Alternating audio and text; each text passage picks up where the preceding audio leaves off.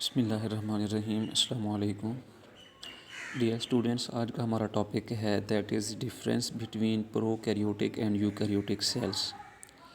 ये long question जो है बहुत ही इम्पोर्टेंट है, ख़ास तौर पर एग्ज़ाम के लिहाज से, तो इसको आपने अच्छे तरीके से प्रिपेयर करना है।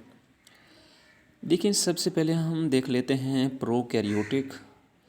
प्रो जो वर्ड है इसका मीन्स है बिफोर, और कैरियोन का मीन होता है न्यूक्लियस, यानी कि ये वो सेल्स हैं जिनके पास कोई वेल डिफाइंड न्यूक्लियस नहीं है।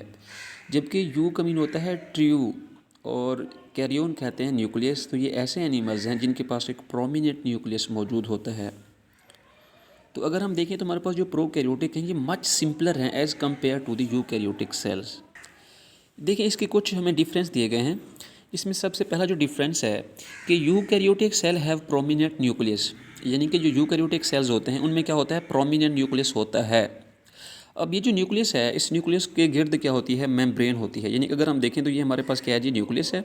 अब इस न्यूक्लियस के गिर्द क्या होती है, एक मेम्ब्रेन बॉन्ड होती है in case of eukaryotic cells. तो इसके अलावा अगर हम देखें, जो हमारे पास प्रोकैरियोटिक सेल हैं, prokaryotic cell do not have prominent nucleus, यानी कि इनके पास कोई भी वाज़ेह न्यूक्लियस नहीं होता। अब प्रोकैरियोटिक के जो क्रोमोसोम्स होते हैं they just consist of DNA. अब इनमें सिर्फ क्या होता है, डीएनए होता है, इनमें प्रोटीन नहीं होती।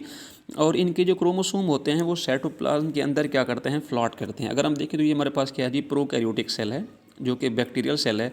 अब इसके जो क्रोमोसोम होते हैं वो जस्ट क्या करते हैं, इसके अंदर जो है ना, इसका जो साइटोप्लाज्म होता है उसके अंदर ये फ्लॉट करते रहते हैं। इसी तरीके से जो दूसरी अगर हम इसकी बात करें तो दूसरा जो इसके अंदर पॉइंट है वो ये है कि जिस एरिया में ये आपके पास फॉर एग्जांपल एक बैक्टीरियल सेल है, तो बैक्टीरियल सेल के अंदर क्या होते हैं जी, ये होते हैं आपके पास क्रोमोसोम। अब जिस एरिया में पाए जाते हैं इसको हम कहते हैं न्यूक्लियाइड। इस एरिया को हम नाम देते हैं न्यूक्लियाइड।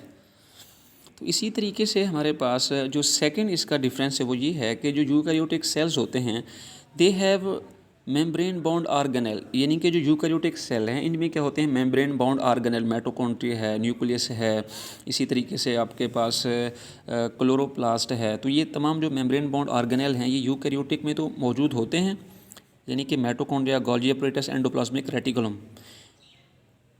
जबकि अगर हम देखें प्रोकैरियोटिक सेल में, while prokaryotic cell membrane bound organelle are not present in prokaryotic cells. इसके अलावा हम देखते हैं राइबोसोम। जो यूकैरियोटिक सेल के राइबोसोम होते हैं वो साइज़ में क्या होते हैं जी, लार्जर होते हैं। यानी कि यूकैरियोटिक के जो राइबोसोम्स होते हैं वो साइज़ में लार्जर होते हैं as compare to the prokaryotic cells. इसके अलावा देखते हैं हम साइज़।